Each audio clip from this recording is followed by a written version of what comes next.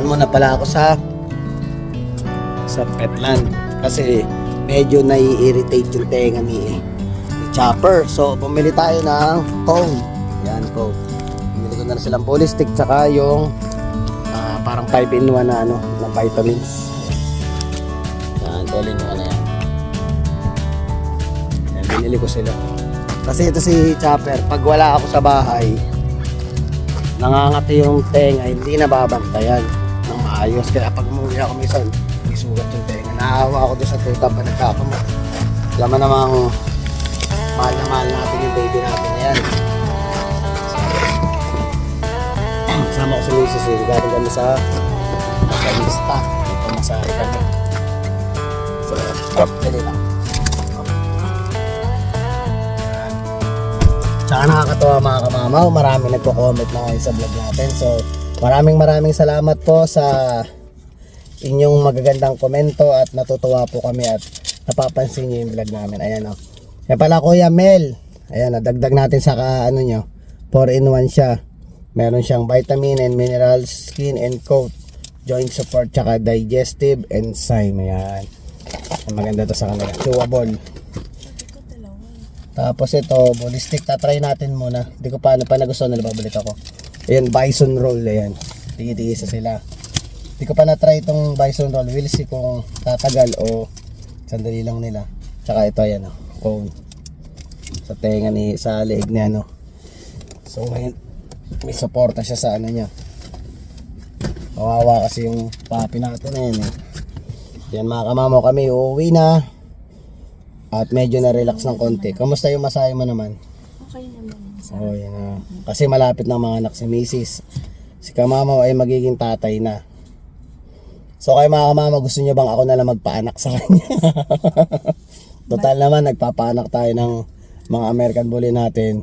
Tayo na magpaanak sa Miss natin ng normal. Total, yung 7 nga nasusurvive ko, yung isa pa kaya. Ayan. So joke lang kayo mga kamamaw. Pero nagpapasalamat ako dahil napapansin nyo po yung vlog ko. Katulad yan, kaka-upload ko lang last night, may nagko-comment na agad. So, lalo na yung pinost natin na yun, sana mag-comment kayo na mag-comment dahil, kumbaga si kamama, humihingi ako ng inyong opinion para magkaroon tayo ng konting dagdag idea para sa mga plans natin na dapat natin gawin dito, lalo na yung sa mga katulad nyo na eksperyensado sa larangan dito sa Canada. Yan. Kaya nagpapasalamat po ako sa mga nagko-comment sa inyo. God bless po sa inyo lahat. Bye. Yun mga kamamaw. Dinako muna si Miss na sana. Bibili siya ng ulam namin Yan, sisingit ko lang tong vlog na to. Alam ko mga kamamaw, isang napakalungkot na vlog tong sasabihin ko sa inyo, mensahe ko sa inyo. Lalo na mga kamamaw, sa mga taong dog lover. Yan mga kamamaw. Isang masalimuot na istorya mga kamamaw ang nangyari sa Pilipinas dahil meron tayong rest in peace Kilua, isa siyang golden retriever mga kamamaw. Ayun nga, habang nagpapaliwanag ako mga kamamaw, tumatag sa akin yung sakit na nararamdaman ng owner ngayon mga kamamaw dahil alam mo naman mga kamamaw kung gaano natin kamahal yung mga aso natin. Pinag-usapan nga namin ni Mrs. kanina kung wag naman po sana sa akin mangyari mga kamamo. Hindi ko rin alam mga kamamo kung ano ang gagawin ko dun sa taong gumawa noon sa alaga ako mga kamamo. Sobra. Yan, shoutout po kay Miss Bina Rachel. Nakikiramay po ako sa pagkawala ng inyong aso na si Kilua. Yan. Actually, Golden Retriever isa yun sa pinakamabait na aso. Pinakamalambing na aso. Based doon sa pag i-check nyo siya sa Google by rating, isa sa pinakamabait na aso ang Golden Retriever tsaka yung Labrador mga kamamaw yan. So ang sa akin naman is pag based doon naman sa mga aso na mga kamamaw is nasa owner pa rin naman yun kung paano nyo maihahandle at paano nyo matuturuan ng magandang pag-uugali yung mga alaga nyo. Yan. Ang hindi ko lang talaga matanggap mga kamamaw is bakit ginawa ni Anthony Solares. Hindi po ako magtatago ng pangalan. Babanggitin ko talaga yung pangalan mo dahil sa tuwing naririnig ko yung pangalan mo Anthony Solares, nang gigigil ako. Sabi ko sa inyo. Yan. Alam ko naman, base Pilipino rin naman tayo mga kamamo. Nakalakihan din naman natin talaga na minsan sa paligid natin o sa lugar natin mga kamamo is may mga taong mahilig talagang kumain ng aso. Bubuisit ako mga kamamo, sobra. Until no, kahit yung mga magulang ko pag sabi ko iwasan nyo yung mga ganon. Dahil although hindi ko alaga yun mga kamamo, nasasaktan talaga si kamamo pag nakakarinig ako ng ganon. Dahil hindi po ginawa ang aso para kainin nyo. Yan, kaya minsan na rin na basta pag-usapang aso talagang na ko na parang naku grabe. Kung alam nyo lang kung paano magmahal yung mga asong yan, mahalin nyo yung mga yan. Kaya ikaw Anthony Solares, na po sana nananawagan tayo sa Pilipinas. Alam ko naman pong napapag-usapan na sa Senado, pati yung kay sir, yung pangalan niya yung sa Dog Whisperer. Nakikiano po ako dyan. Isa po ako sa mga saludo sa inyo sa pagpo-post nyo ng video. May pinost din siya ng video na may binigay siya ng salaysay kung ano yung nangyari doon sa story talaga ng aso. Ayan, ni-screenshot ko, i-check nyo na lang doon yung video dahil sa totoo lang mga kamamaw, ayoko na talagang panoorin yung video. Sobrang nadudurog po ang aking puso sa tuwing maririnig ko yun. Kahit hindi ko parang panoorin, nasilip ko siyang konti pero hindi ko na tinuloy mga kamamaw. Segundo lang ang pagkakatingin ko, hindi ko na tinagalan dahil hindi kaya ng sikmura kung makakita ng ganun. Dahil automatic mga kamamaw kasi nagsisink in sa puso ko tsaka sa isip ko. Dahil may aso ako mga kamamaw, iniisip ko kung ang sitwasyon na nangyari sa akin mga kamamaw. Hindi ko rin masasabi kahit siguro sinong mabait na tao tapos gaganunin mo lang yung wala po kayong karapatan. Although sabihin naman natin, sasabi nila kasi yung kadalasan talaga kasi mga kamama, masasabi ko sa inyo, hindi lang naman dapat aso ang i-educate nyo, pati yung mga tao i-educate nyo sa tama. Na minsan na may misinterpret nyo yung mga action ng mga aso. Although sabihin naman natin hindi nyo responsibilidad na alamin yun dahil marami kayong ginagawa sa parte ng buhay nyo. Pero sana po kung wala kayong idea o wala kayong knowledge about sa mga ganung bagay, sana po wag kayong gagawa ng mga aksyon na hindi maganda o makakasama sa mga aso. Yan. Inaano ko lang po kasi sobrang napaka brutal ng ginawa talaga. Napaka brutal ng ginawa nyo. Hindi nyo kailangan pong yung aso is parang hindi na nga naglalaban sa inyo, pinipilit mo pang bugbugin. Anthony Solares, sa totoo lang sa lahat ng vlog ko, ito yung vlog kong gigil na gigil ako talaga. Pasensya na po, kailangan ko lang talagang gawin tong vlog na to para maliwanagan din yung mga nanonood na sana po wag po ganun ang gawin nyo. Na sana po ina po yung una at huling beses na may mangyayari uling ganun. Although sabihin natin na marami talaga nangyayari ganyan, pero sana po ito na yung pagkakataon para kahit papano magkaroon tayo ng batas sa Pilipinas about sa animal cruelty. Sobrang talaga na hindi nyo karapatan, na wala kayong karapatan na binugbog mo na. Tapos mga kamama, biruin nyo, binugbog na niya, inuwi pa niya yung aso, tapos yung aso nilagay pa niya sa sako. Tapos hindi gigil ako mga kamama.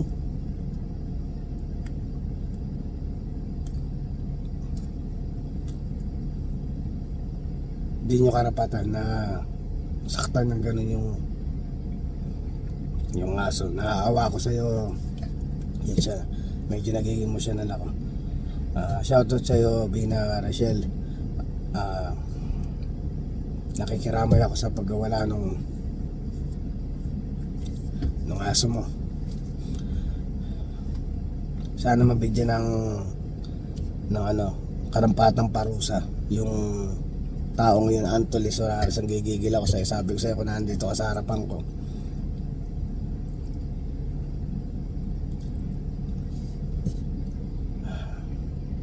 Sana hindi ganun. Hindi po sana ganun ang ginawa sa aso.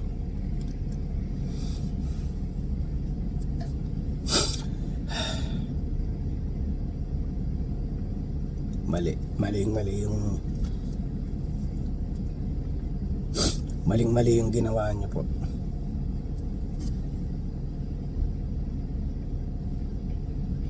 Okay na po sana yung parang napalo nyo siya na nandun sa bahay tapos iuwi mo pa tapos biglang may reason kay bakit mo ginawa yung ano eh.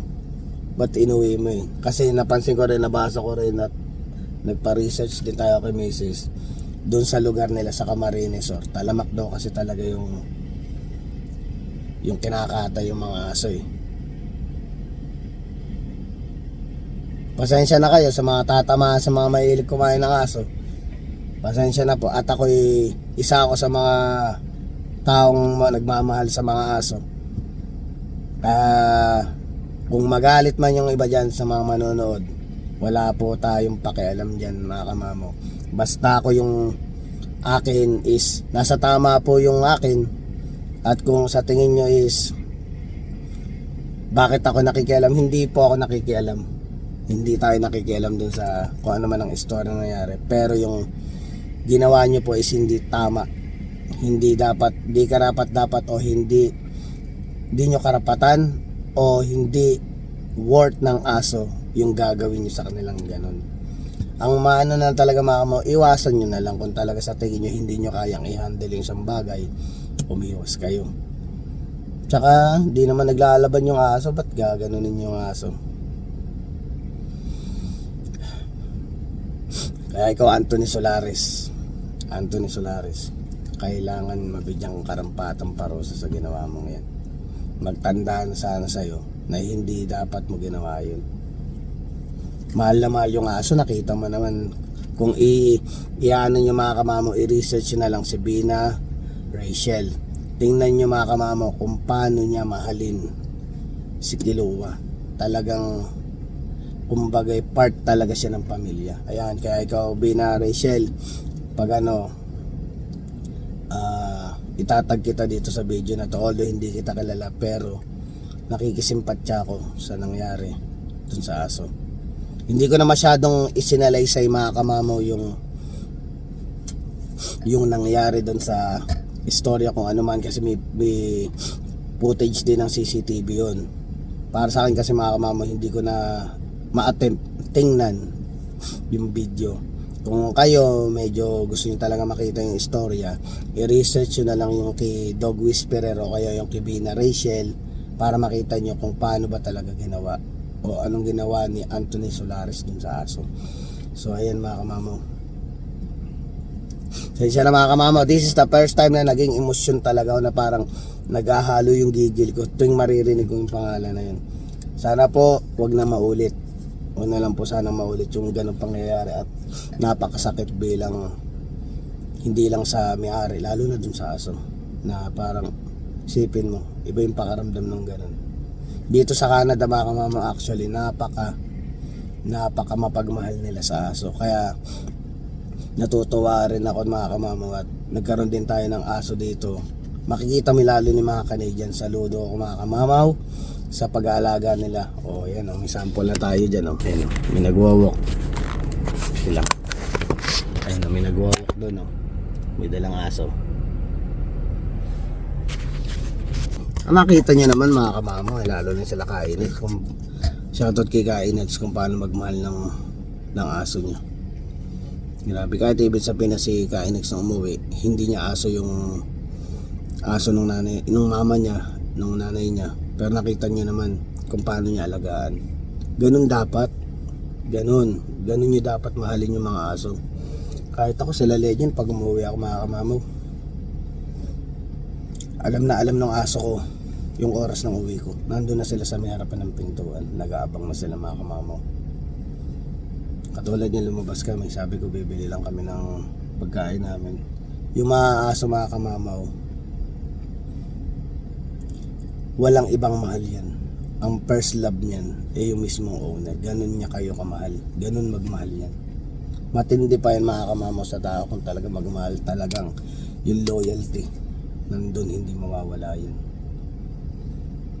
Pero ayun na, tapusin natin na tong usapan na to, that every time nagsasalita ako, nagsisink in sa akin yung ano. Actually ayoko talaga i-vlog to, Pero for the sake na sana wag nang maulit yun.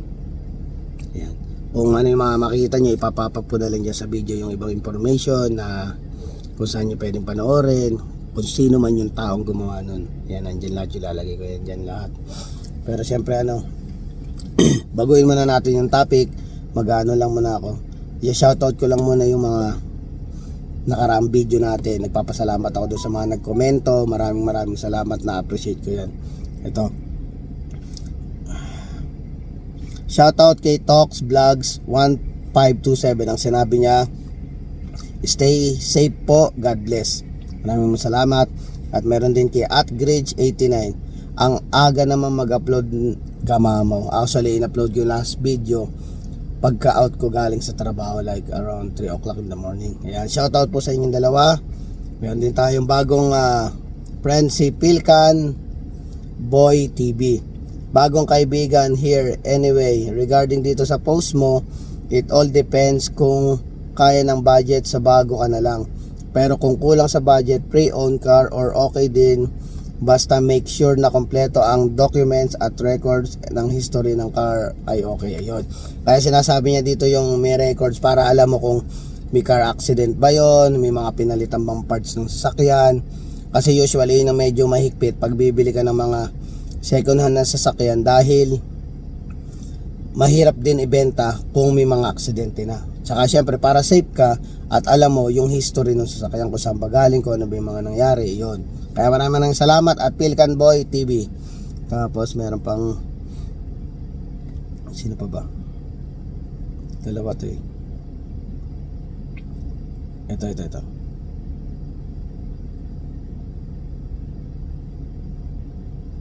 Nabura ko yun na yata. Dahil lang ha.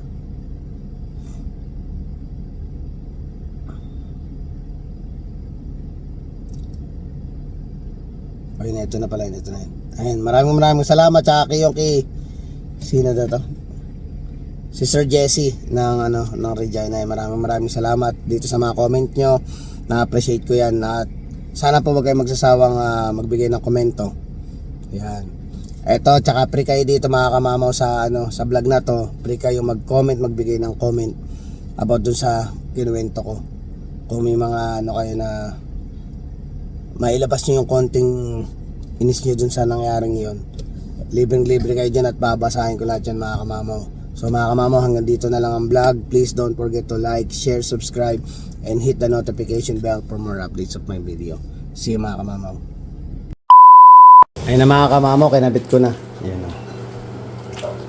Kawawa naman si Chappy. Ayan, tinatanggal-tanggal pa eh. Pag nasanay naman hindi na niya gagalawin. Nakayoko. Kawawa naman, nagpapaawa sa daddy oh. Kung kawawa naman yung chop-chop namin oh. Kawawa naman si baby chop-chop oh. Na, basta yung body stick nila. Kawawa naman yung Choppy. Diyan ka muna, ganyan ka lang ng ka lang 1 week para hindi mo na gagalawin yung tenga mo ha. Diyan ka muna ha. Nakayoko mga kamamaw. Paawa eh. Kawawa naman yung chop-chop na yun. Baby chop-chop yun eh. Pag gumaling na yung tenga mo, tatanggalin na natin ha. Kinakamot mo kasi. Yan. Magano ka na. Nahirapan siya. Masasanay din yan. First time kasi nila. Higa lang dyan, higa. Sleep ka na, sleep. Kawawa naman oh.